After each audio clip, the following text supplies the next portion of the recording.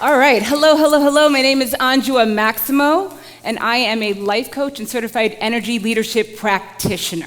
So right now, I know you've been here for a minute, so I'm gonna need you to say energy with me. Say it with me now, energy. Energy. Yes, all right, so you're still present with me. You're gonna carpool down this lane with me for a little while longer, okay? So what is energy leadership? It is the process of taking energy and teaching you how to use it in a positive way, in a way that is actually going to influence you, your team, and your whole organization.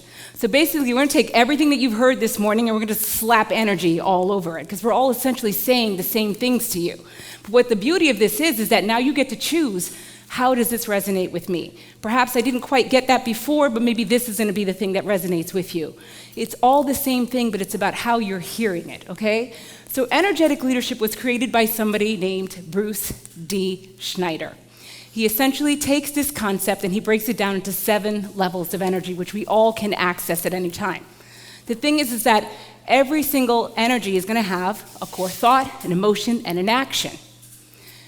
I want you to think about what it means to be a leader, though. And I love looking words up. So I know most of you are managers in here, so I looked up, what does a manager do? What is a manager by definition?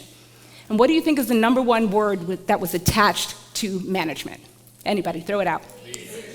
Say it again? Leader. What else? Manage. Okay, but how? Give direction. Oh, you all are so generous. Control. That's all it said was managers control.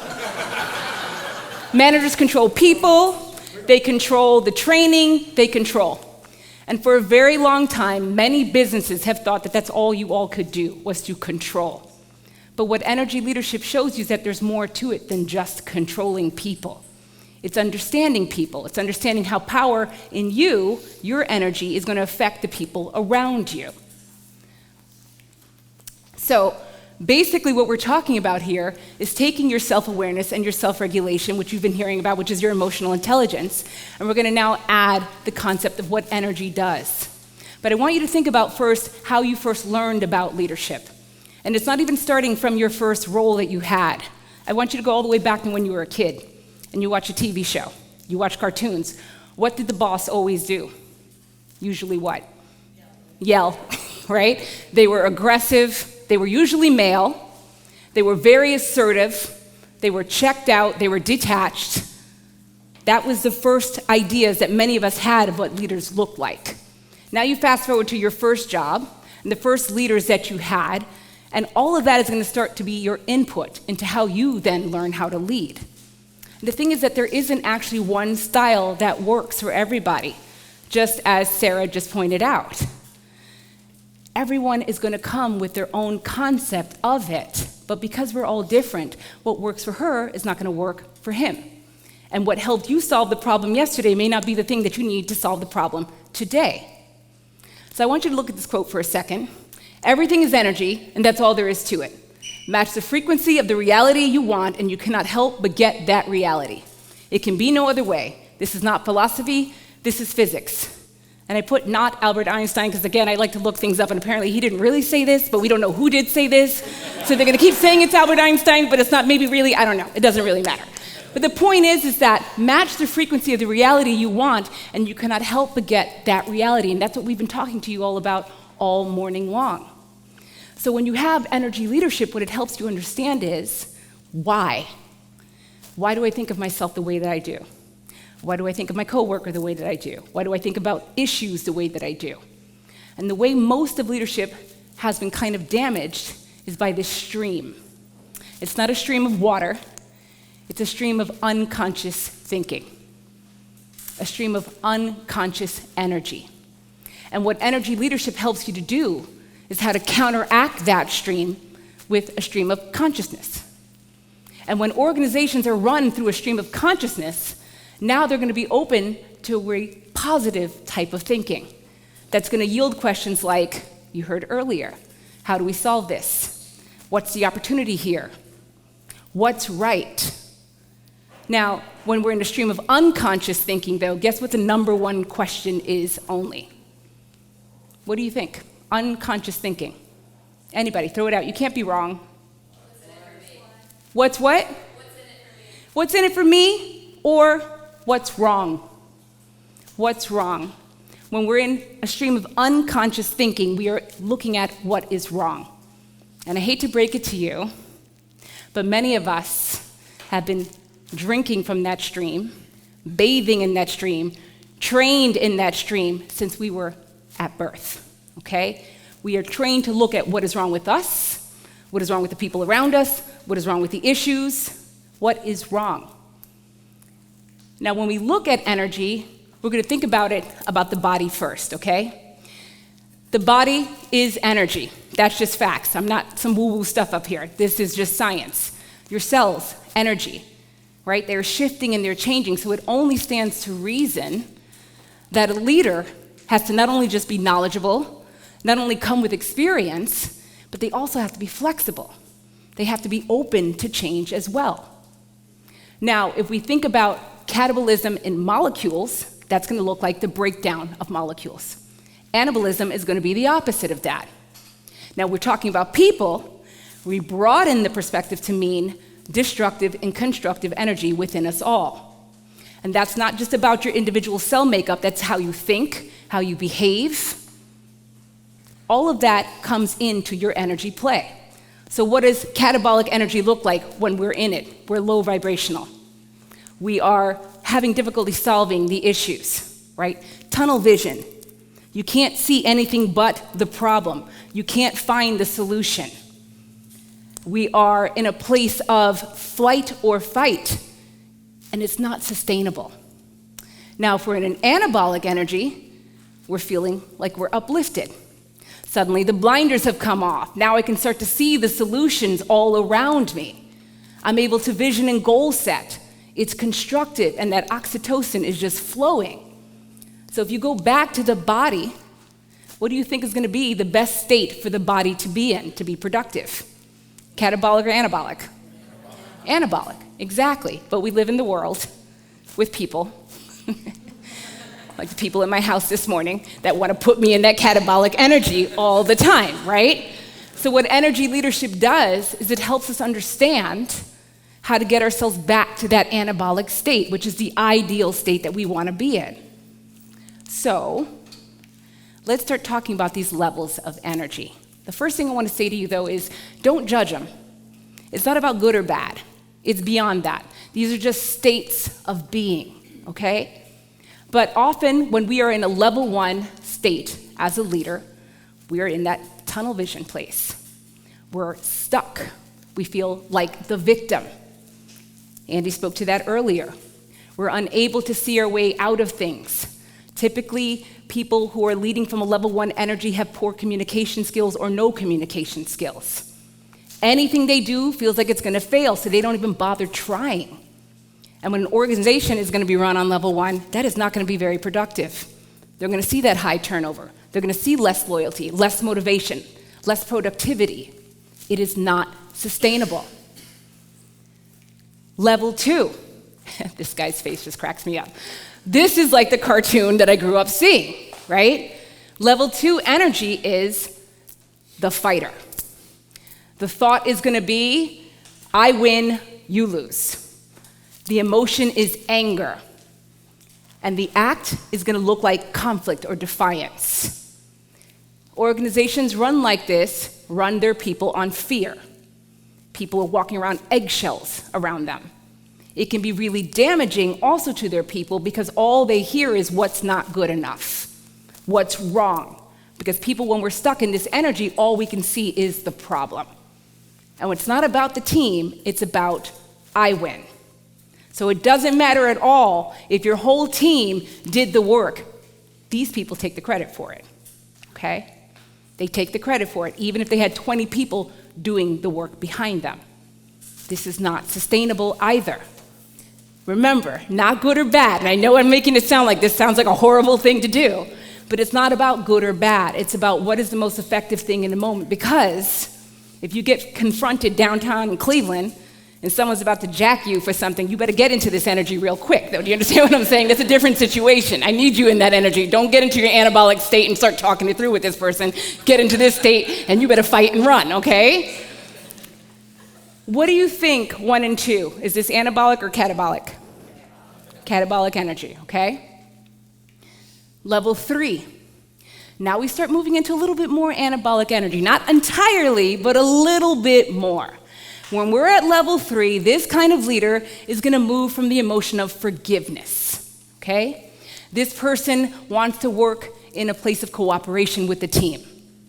Their thought is, I win, and hopefully you do too, but I'm definitely going to win, but I hope you do too, okay? So they're kind of for the team, but really what the motivation is to get with the team is to make sure that we win. They win. So they're going to sometimes coerce, persuade. They don't move in their emotion, they move from their logic. They know really, really, really well how to manage other people's emotions because ultimately what do they want? To win. Exactly. They want to win. That's it and that's all. Level 4. So this is the caregiver, okay? Level 1 was the victim. Level 2 is the fighter. Level 3 was the rationalizer. And now you have level 4, and this is the caregiver. Core emotion is going to be compassion. They're going to be of service. Their thought is, I'll win, but you win first. You go first. Usually, leaders like this have a very loyal team. They make sure that their team feels cared for. They even go to bat for their employees often. They foster a space of safety with the team. Now, remember I said there can be advantages and disadvantages because we get a little bit caught up sometimes too much in the drama when we operate too much in this energy, okay? So it's not entirely like we want to be there all the time. We sometimes get stuck in this and we want to do it more for being liked than for being productive. So there's a balance to every single one of these energies. Level 5. Now, this is one of my favorite levels. I mean, we've got books named after level 5 leadership, right? Level 5 leadership is where most of our most successful leaders that we admire resonate in. A level 5 leader is going to come with the energy of peace. They want to come with the act of acceptance. And the thought is, we all win or no one wins. And they mean that. This person understands their excellence because they strive to be excellent, and therefore, just by their mere presence, everybody wants to be excellent with them. They are inspiring because they can see your gift, and they understand that each and every one of the people on their team has a contribution, and they want to work to leverage it. So this kind of leader can be very, very successful. And when we have an organization that is run in this kind of leadership, this is going to be a successful, productive, and profitable organization. However, advantages and disadvantages. When a leader in this energy level loses, they take it to heart. They let the whole team down. It's not actually what happens, but because they care so much about the whole team winning, that's where they have to kind of be careful and they have to balance it out and understand that it isn't entirely on them. They take such great responsibility in making sure that the whole team wins, though, and that's the beauty of this energy. Now, the next level of energy, I start to call the Yoda level, okay? So, did you talk about Star Wars earlier? I heard you say the Force, right? When we are resonating in our level 6, the emotion is joy, right? Wisdom is what starts to flow here. It's the idea of synthesis with the team. These type of people are mentors, typically. They're the people that everybody looks up to on the team. They move with a lot of kindness. They're not afraid to get involved. They will never not do something that they ask somebody else to do, but often they don't have to as much. They kind of lean back, and their presence is enough to motivate everybody. These people also are not afraid of feedback. They welcome it. They want that 360 feedback because they know that even though they think they're great and they've got a lot to contribute, there's always more that they can learn, and they love to hear how else can I improve my leadership?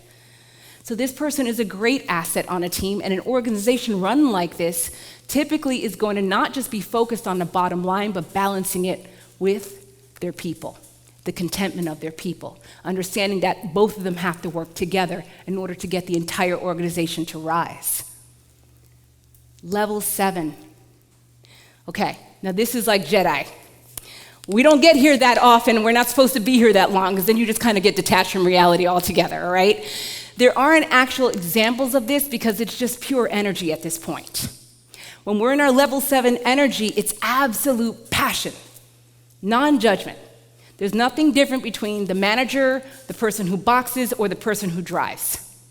It's not to say that they don't believe that there shouldn't be a different pay rate for everybody, they just simply don't say that I'm better than anybody else. The whole thing about something is good or bad is an illusion. They don't even see problems. It's just things happening, and we're just going to figure it out.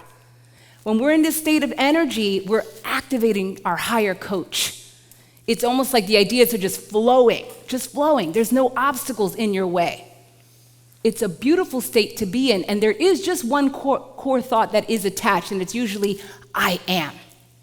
I am connected to Source. I am. Now, that might seem a little far out there, and I understand that, but I want you to think about the times when you have just been the zone, okay? Time is like nothing to you. You are creating, you're doing something, whatever it is, whether it's in work or outside of work. Most likely, you're in that level 7 energy. You kind of wake up and you're like, oh, that's right, I'm back into reality, right? So when we look at the levels of energy, I want you to think about yourselves now, okay? Remember, don't judge. I want to think about the times that you maybe have had to, or haven't had to, but you chose to be in your level 1 energy, okay? And I say chose because everything is a choice.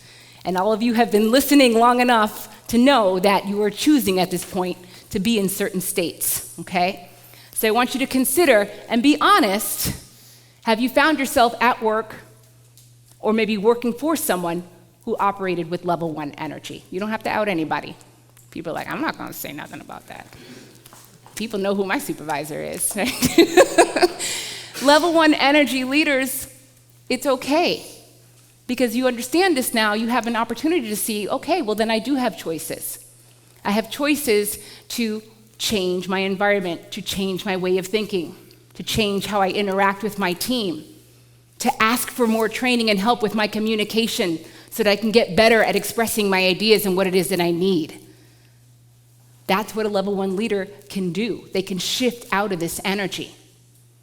How about level 2? Oh, go back. Level 2, I want you to think about that. How many of you have ever managed with level 2 energy? I'm going to say it, I have. No one? Come on now. Come on now. Now here's the thing.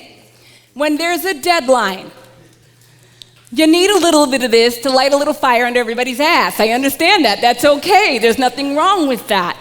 But it's not sustainable. Go back and let them know how great they were. Go back and let them know what a good job they did. It's not that we want to stay in this energy, right? I'm also an entrepreneur, and at any given time, I had 3 studios at one point and 60 employees. And when they were not getting something, at times I had to get into my level 2 energy to make them understand that, yes, I resonate at that higher energy, but I'm not playing with you right now. I need you to do this. This is the energy level I have to talk to my kids in sometimes to understand I'm not playing with you right now. I need you to get ready and get out this door right now, okay? But then I always let them know I love you. You did good today. All right, I want you to think about level 3. Does anybody have to be in that place of rationalizing? Maybe you're working with people who aren't quite up to par with what you have going on, but you know in order to get it done, you have to work with them. Have you ever been in that level of energy? Yeah, right? A lot of times we find ourselves in that 3. A lot of times the people in level 3 will just say, you know what?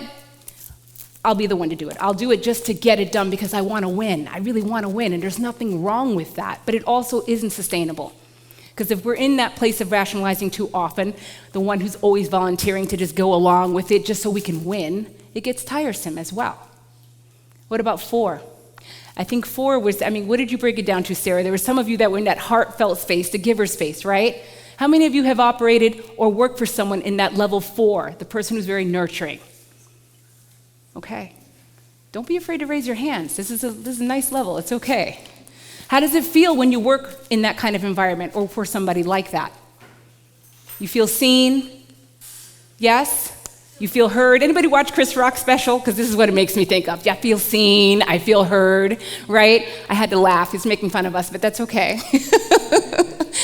People like to feel seen and heard, and typically when you're in that level 4 energy, that's what you're giving your people. Or when you're working for somebody, they make you feel that way. You know you can go to them with things. And I want you to think about the whole organization, though. And again, you don't have to raise your hands if you don't want to out anything. But I want you to think about how the organization that you work for has been run typically, over the years. Maybe there have been moments of 1 and 2. Maybe there have been moments that you've worked with people that are 3 and 4.